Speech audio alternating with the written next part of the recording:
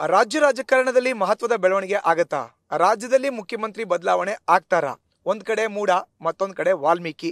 ಎರಡು ಹಗರಣಗಳಲ್ಲೂ ಕೂಡ ಸಿಎಂ ಪಾತ್ರ ಇದೆ ಅನ್ನೋ ಆರೋಪ ವಿಪಕ್ಷದ್ದು.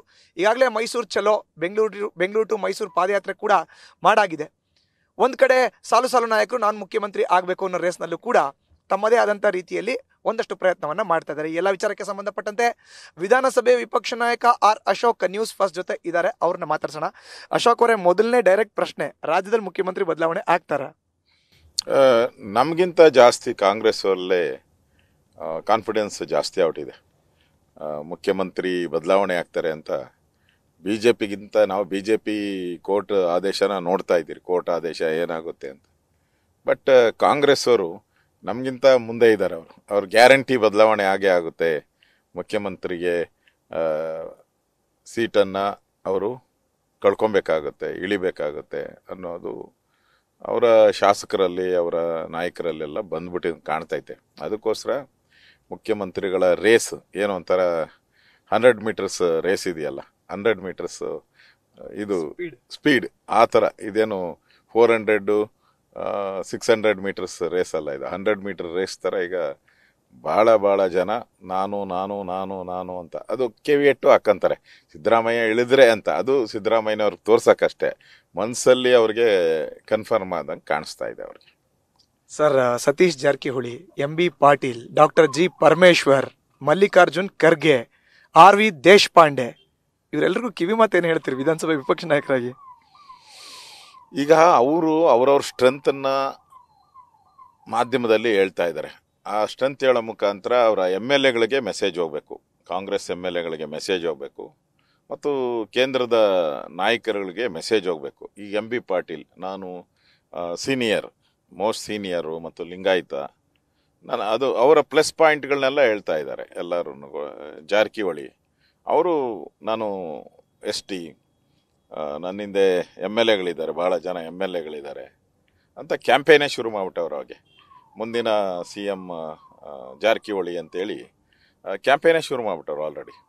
ಪರಮೇಶ್ವರ್ ಅವರು ಸ್ವಲ್ಪ ಡೆಲ್ಲಿ ಲೆವೆಲಲ್ಲಿ ಟ್ರೈ ಮಾಡ್ತಾ ಇದ್ದಾರೆ. ಡೆಲ್ಲಿ ಲೆವೆಲಲ್ಲಿ ನಾಯಕರುಗಳನ್ನ ಭೇಟಿ ಮಾಡಿ, ಹಾಗೆ ನಾನು ಅದರ ನಮಗೆ ಒಂದು ಅವಕಾಶ ಕೊಡಿ, ಹಿಂದೆ ನಾನು ಮುಖ್ಯಮಂತ್ರಿ ಆಗಬೇಕಾಗಿತ್ತು, ಸಿದ್ದರಾಮಯ್ಯನವರು ಆವಾಗ ನಮ್ಮನ್ನು ಸೋಲಿಸ್ಬಿಟ್ರು, ನಾನು ಗೆದ್ದಿದ್ರೆ ಮುಖ್ಯಮಂತ್ರಿ ಆಗ್ತಾ ಇದ್ದೆ, 2 ಬಾರಿ ನಾನು ಕಾಂಗ್ರೆಸ್ ಅಧ್ಯಕ್ಷನಾಗಿದ್ದೀನಿ, ಅದರಿಂದ ನನಗೆ ಅವಕಾಶ ಸಿಗಬೇಕಾಗಿತ್ತು, ತಪ್ಪೋಗಿದೆ, ದಯವಿಟ್ಟು ಅದನ್ನು ಸರಿಪಡಿಸಿ, ಆಗಿರೋ ಅನ್ಯಾಯವನ್ನು ಸರಿಪಡಿಸಿ ಅಂತ ಅವರು ಒಂದು ಕಡೆ ಹೋಗ್ತಾ ಇದ್ದಾರೆ.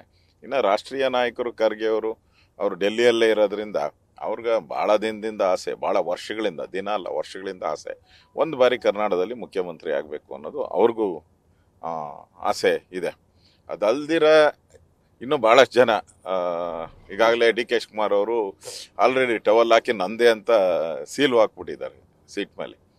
ಅವರು ಅವ್ರದ್ದೇ ಆದಂಥ ಒಂದು ನಡೆಯನ್ನು ಅವರು ಕೂಡ ಮಾಡ್ತಾರೆ. ಒಟ್ಟಲ್ಲಿ ಈಗ ಕಾಂಗ್ರೆಸ್ಸಲ್ಲಿ ಬೇರೆ ಏನು ಬೆಳವಣಿಗೆ ಇಲ್ಲ. ಸಿದ್ದರಾಮಯ್ಯನವರು ಬದಲಾವಣೆ ಆಗ್ತಾರೆ, ಯಾರು ಆ ಸ್ಥಾನದಲ್ಲಿ ಕೂತ್ಕೊಬೇಕು ಅನ್ನೋದೇ ಅವಾಗ ಈಗ ಪ್ರಚಲಿತ ಕಾಂಗ್ರೆಸ್ಸಿನಲ್ಲಿ ವಿಚಾರ ನಡೀತಾ ಇದೆ. ಎಲ್ಲ ಅಭಿವೃದ್ಧಿ ಕಾರ್ಯಗಳು ಕುಂಠಿತ ಆಗಿದೆ. ಅಭಿವೃದ್ಧಿ ಕಡೆ ಸರ್ಕಾರ ಗಮನನೇ ಕೊಡ್ತಾ ಇಲ್ಲ, ಯಾವ ಮಂತ್ರಿನೂ ಕೆಲಸ ಮಾಡ್ತಾ ಇಲ್ಲ. ಎಲ್ಲರದು ಒಂದೇ ಜಪ, ಮುಂದೆ ಮುಖ್ಯಮಂತ್ರಿ ಆಗಬೇಕು ಅನ್ನೋದು ಒಂದೇ ಜಪದಿಂದ ಇವತ್ತು ಕಾಂಗ್ರೆಸ್ ಹೊರಟಿದೆ. ಸರ್, ಕಳೆದ ಬಾರಿ DK ಶಿವಕುಮಾರ್ ಅವರು ದೆಹಲಿಗೆ ಭೇಟಿ ಕೊಟ್ಟಾಗ ಪ್ರಧಾನಿ ನರೇಂದ್ರ ಮೋದಿ ಅವರನ್ನ ಭೇಟಿ ಮಾಡಿದ್ರು. ಕಾಂಗ್ರೆಸ್ನ ಉಸ್ತುವಾರಿ ರಣದೀಪ್ ಸಿಂಗ್ ಸುರ್ಜೇವಾಲಾ ಅವರು DK ಶಿವಕುಮಾರ್ ವಿರುದ್ಧ ಗರಂ ಆಗಿದ್ದಾರೆ, ಅಸಮಾಧಾನಗೊಂಡಿದ್ದಾರೆ. ಮುಖ್ಯಮಂತ್ರಿಗಳಿಗೆ ಕೊಡದೇ ಇರುವಂತಹ ಅಪಾಯಿಂಟ್ಮೆಂಟ್ ಪ್ರಧಾನಿಗಳು ನಿಮ್ಗೆ ಹೆಂಗ್ ಕೊಟ್ರು ಅನ್ನೋ ಪ್ರಶ್ನೆಯನ್ನ ಕೂಡ ಮಾಡಿದ್ದಾರೆ ಅಂತ. ಅಂದ್ರೆ ಈ ಮೂಲಕ DK ಶಿವಕುಮಾರ್ CM ಆಗ್ಲಿಕ್ಕೆ ನೇರವಾಗಿ ಒಂದು ಹೆಜ್ಜೆನ, ಯಾರೂ ಇಡದೇ ಇರುವಂತಹ ಹೆಜ್ಜೆನಾದ್ರೂ ಇಡ್ತಾ ಇದ್ದಾರಾ ಅಂತ ಪ್ರಶ್ನೆ ಸರ್.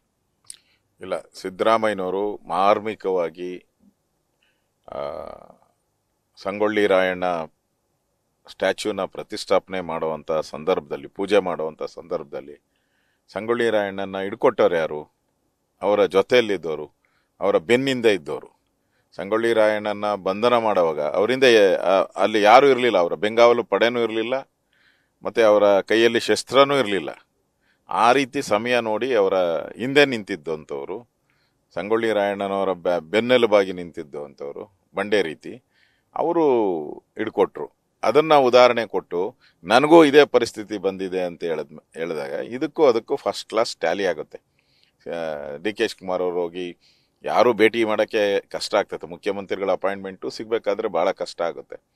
ಅಂಥದ್ರಲ್ಲಿ ಏಕಾಏಕಿ ಹೋಗಿ ಭೇಟಿ ಮಾಡಿ ಸುದೀರ್ಘವಾದಂಥ ಮಾತುಕತೆ, ನಗ್ನಗ್ತಾ ಮಾತುಕತೆ ಆಡಿ ಬಂದಿದ್ದಾರೆ ಅಂತ ಹೇಳಿದ್ರೆ, ಸಿದ್ದರಾಮಯ್ಯನವರು ಸಂಗೊಳ್ಳಿ ರಾಯಣ್ಣ ಆ ಸಂದರ್ಭದಲ್ಲಿ ಹೇಳಿದಂಥ ಮಾತುಗಳು ಅದೇ ದಾಟಿಯಲ್ಲಿ ಸಿದ್ದರಾಮಯ್ಯನವರು ಹೇಳಿದ್ದಾರೆ. ಅವರಿಗೆ ಮುಳ್ಳಾಗಿರುವಂಥದ್ದು ಕಾಂಗ್ರೆಸ್ ಅವರೇ ಇವತ್ತು ಮುಳ್ಳು. ಆ ರೀತಿ ಪರಿಸ್ಥಿತಿ ವಾತಾವರಣ ಇದೆ. ಅದರಿಂದ ನ್ಯಾಚುರಲಿ ಕಾಂಗ್ರೆಸ್ ಹೈಕಮಾಂಡು ಗರಂ ಆಗಿರೋದ್ರಲ್ಲಿ ಏನು ಅತಿಶಯೋಕ್ತಿ ಏನು ಇಲ್ಲ ಅಂತ ನನಗನ್ಸುತ್ತೆ. ನನ್ನ ಕಡೆ ಪ್ರಶ್ನೆ ಸರ್, ಹಾಗಾದ್ರೆ ಎಲ್ಲವೂ ಅಂದುಕೊಂಡಂತೆ ಆದ್ರೆ ಯಾವಾಗ ರಾಜ್ಯದಲ್ಲಿ ಮುಖ್ಯಮಂತ್ರಿ ಬದಲಾವಣೆ ಆಗಬಹುದು ಅನ್ನೋ ಒಂದು ಲೆಕ್ಕಾಚಾರ ವಿಧಾನಸಭೆ ವಿಪಕ್ಷ ನಾಯಕರಾಗಿ ತಮಗಿದೆ ಸರ್? ನೋಡಿ, ಈಗಾಗಲೇ ಅದರ ಚರ್ಚೆಯನ್ನು ಕಾಂಗ್ರೆಸ್ ಅವರು ಪ್ರಾರಂಭ ಮಾಡಿದ್ದಾರೆ. ನೀವು 136 ಜನ ಶಾಸಕರಿದ್ದೀರಾ ಅಂತ ಭಾಳ ಅಹಂಕಾರದಿಂದ ಮೆರಿತಾ ಇದ್ರು ಕಾಂಗ್ರೆಸ್ ಅವರು. ನೀವು ಒಳ್ಳೆ ಆಡಳಿತವನ್ನು ಕೊಡಿ, ಜನರ ಸಂಕಷ್ಟಕ್ಕೆ ಮಿಡೀರಿ ಅಂತೇಳಿ ನಾವು ಕೂಡ ಸಹಕಾರಗಳನ್ನು ಕೊಟ್ಟಿದ್ರು, ವಿರೋಧ ಪಕ್ಷವಾಗಿಯೂ ಕೂಡ. ಆದರೆ ಇವರು ಇವತ್ತು ರಾಜ್ಯದ ಆರ್ಥಿಕ ಪರಿಸ್ಥಿತಿಯನ್ನು ದಿವಾಳಿಯತ್ತ ತಗೊಂಡು ಹೋಗ್ತಾ ಇದ್ದಾರೆ. ಯಾವ ರೀತಿ ಹಿಮಾಚಲ ಪ್ರದೇಶದಲ್ಲಿ ದಿವಾಳಿಯ ಅಂಚಿಗೆ ಹೋಗ್ಬಿಟ್ಟು ನಿಂತಿದೆಯೋ, ಅದೇ ರೀತಿ ಕರ್ನಾಟಕನೂ ಕೂಡ. ಕರ್ನಾಟಕ ದೇಶದಲ್ಲೇ ಒಂದು ಆರ್ಥಿಕ ಸದೃಢತೆಯನ್ನು ಹೊಂದಿರತಕ್ಕಂಥ ರಾಜ್ಯ ನಮ್ಮದು. ಅದನ್ನು ದಿವಾಳಿತನ ಹೋಗಿದೆ. ಅಭಿವೃದ್ಧಿ ಕಾರ್ಯಗಳು ಕುಂಠಿತ ಆಗಿದೆ. ಯಾವುದು ಅಭಿವೃದ್ಧಿಗೆ ಹಣನೇ ಇಲ್ಲ ಇವ್ರ ಹತ್ರ. ಆ ದೃಷ್ಟಿಯಿಂದ ಜನನೂ ಕೂಡ ಈ ಸರ್ಕಾರ ಹೋದ್ರೆ ಸಾಕು, ತೊಲಗೋಗ್ಲಿ ಈ ಸರ್ಕಾರ, ಯಾಕನ ಬಂತು ಅಂತ ಹೇಳ್ತಾ ಇದ್ದಾರೆ. ನನಗನ್ಸುತ್ತೆ ಈ ಸರ್ಕಾರನೇ ಹೋಗೋದು ಒಳ್ಳೆಯದು. ಈ ಸರ್ಕಾರ ಇದ್ದಷ್ಟು ದಿನನೂ ಕೂಡ ರಾಜ್ಯದ ಅಭಿವೃದ್ಧಿ ಕುಂಠಿತ ಆಗ್ತದೆ, ನಾವು ಹಿನ್ನಡೆಯನ್ನು ಅನುಭವಿಸ್ತೀರಿ. ಆದ್ದರಿಂದ ಮುಖ್ಯಮಂತ್ರಿ ಅಂತಲ್ಲ, ಈ ಸರ್ಕಾರನೇ ತೊಲಗೋದ್ರೆ ಜನ ನೆಮ್ಮದಿಯಿಂದ ಶಾಂತಿಯಿಂದ ಬದುಕ್ತಾರೆ. ಅಲ್ಲ, ಹಾಗಾದ್ರೆ ರಾಜ್ಯದಲ್ಲಿ ಮುಖ್ಯಮಂತ್ರಿ ಬದಲಾವಣೆ ಆಗಕ್ಕೆ ಇಂಥದ್ದೇ ದಿನ ಅಂತ ಒಂದು ಡೆಡ್ ಲೈನ್ ಅನ್ನೋದೇನಾದ್ರು ಇರುತ್ತಲ್ಲ ಸರ್? ಈಗ ಮೂಡಾಗೆ ಒಂದು ಆಯೋಗ ರಚನೆ ಮಾಡಿದ್ದಾರೆ, ಆ ರೀತಿ ನನ್ನ ಪ್ರಶ್ನೆ ಇತ್ತು. ನೋಡಿ, ಅವರು ಸಿದ್ದರಾಮಯ್ಯನವರು ಈ ಒಂದು ರಾಜೀನಾಮೆಯನ್ನು ಕೊಡಬೇಕು. ಕೊಟ್ಟ ಮೇಲೆ ಅದು ಕಾಂಗ್ರೆಸ್ ಪಾರ್ಟಿಯ ಆಂತರಿಕ ವಿಚಾರ ಆಗ್ತೈತೆ. ಒಟ್ಟಿನಲ್ಲಿ ಕಾಂಗ್ರೆಸ್ ಅವರು ಒಂದು ಡೇಟ್ ಫಿಕ್ಸ್ ಮಾಡ್ಕೊಂಡಿದ್ದಾರೆ. ನಾವು ಫಿಕ್ಸ್ ಮಾಡೋದು ಒಳ್ಳೇದಲ್ಲ. ಯಾಕಂದರೆ ಇವ್ರು ಯಾರು ಅಂತ ನಾಳೆ ಪ್ರಶ್ನೆಯನ್ನು ಕೇಳ್ತಾರೆ. ಯಾರು ರೀ BJP ಅವರು ನಮ್ಮ ಡೇಟನ್ನು ಫಿಕ್ಸ್ ಮಾಡೋಕ್ಕೆ ಅಂತ. ಅದಕ್ಕೆ ನಾನು ಹೇಳೋದು, ಕಾಂಗ್ರೆಸ್ ಅವರೇ ಈಗ ಮುಖ್ಯಮಂತ್ರಿ ಬದಲಾವಣೆ ಅಂತ ಅವರೇ ತಾನೇ ಹೊರಟಿರೋದು. ಅವರೇ ಒಂದು ಡೇಟ್ ಫಿಕ್ಸ್ ಮಾಡ್ಕೊಂಡಿರ್ತಾರೆ. ಆ ಡೇಟ್ ಪ್ರಕಾರ ಮುಖ್ಯಮಂತ್ರಿಗಳ ರಾಜೀನಾಮೆ ಆಗೇ ಆಗುತ್ತೆ ಅಂತ ವಿಶ್ವಾಸ ಇದೆ. Thank you sir. ಇದು ಒಟ್ಟಾರೆ ಆರ್ ಅಶೋಕ್ ಅವರ ರಿಯಾಕ್ಷನ್. ನಾವು ಡೇಟ್ ಫಿಕ್ಸ್ ಮಾಡಲ್ಲ, ಆಲ್ರೆಡಿ ಕಾಂಗ್ರೆಸ್ ಅಲ್ಲೇ ಡೇಟ್ ಫಿಕ್ಸ್ ಮಾಡಿದ್ದಾರೆ. ಸಾಲು ನಾಯಕರು ಅವರದೇ ಆದಂತಹ ಒಂದು ಚಾನಲ್ ಮುಖಾಂತರ ಮುಖ್ಯಮಂತ್ರಿ ಗಾದಿಗೆ ಏರಕ್ಕೂ ಕೂಡ ಪ್ರಯತ್ನವನ್ನ ಮಾಡ್ತಾ ಇದ್ದಾರೆ ಅನ್ನೋ ಒಂದು ಮಾತುಗಳನ್ನ ಹೇಳಿದ್ದಾರೆ. ಕ್ಯಾಮರಾ ಪರ್ಸನ್ ಮಂಜು ಹೊಸಕೋಟೆ ಜೊತೆ ಮಧುಸೂದನ್, ನ್ಯೂಸ್ ಫಸ್ಟ್ ಕನ್ನಡ, ಬೆಂಗಳೂರು.